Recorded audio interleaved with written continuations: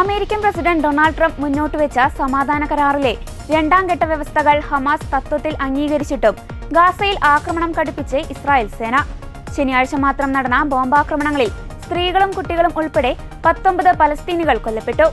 ഗാസയിലെ ആശുപത്രികളും ജനവാസ മേഖലകളും കേന്ദ്രീകരിച്ചാണ് ഇസ്രായേലിന്റെ വ്യോമാക്രമണം തുടരുന്നതെന്ന് അന്താരാഷ്ട്ര മാധ്യമങ്ങൾ റിപ്പോർട്ട് ചെയ്യുന്നു.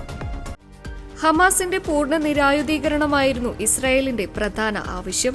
ഈ ആവശ്യത്തോട് ഹമാസ് അനുകൂല നിലപാട് സ്വീകരിച്ചിട്ടും സൈനിക നടപടി നിർത്തിവെക്കാൻ ഇസ്രായേൽ തയ്യാറായിട്ടില്ല.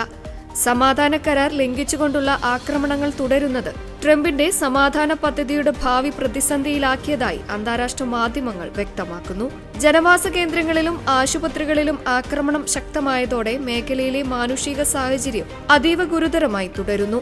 സമാധാന പ്രഖ്യാപനത്തിനു പിന്നാലെ അക്രമങ്ങളുടെ തീവ്രത ഇസ്രയേൽ വർദ്ധിപ്പിച്ചത് അന്താരാഷ്ട്ര തലത്തിൽ അമർഷത്തിനിടയാക്കിയിട്ടുണ്ട്. ഒക്ടോബറിൽ ഇസ്രയേലിൽ പൊതുതെരഞ്ഞെടുപ്പ് നടക്കാനിരിക്കെ വോട്ടർമാരെ തൃപ്തിപ്പെടുത്താനാണ് പ്രധാനമന്ത്രി ബെഞ്ചമിൻ നെതന്യാഹു ആക്രമണം നീട്ടിക്കൊണ്ടു പോകുന്നതെന്ന് രാഷ്ട്രീയ നിരീക്ഷകർ വിലയിരുത്തുന്നു.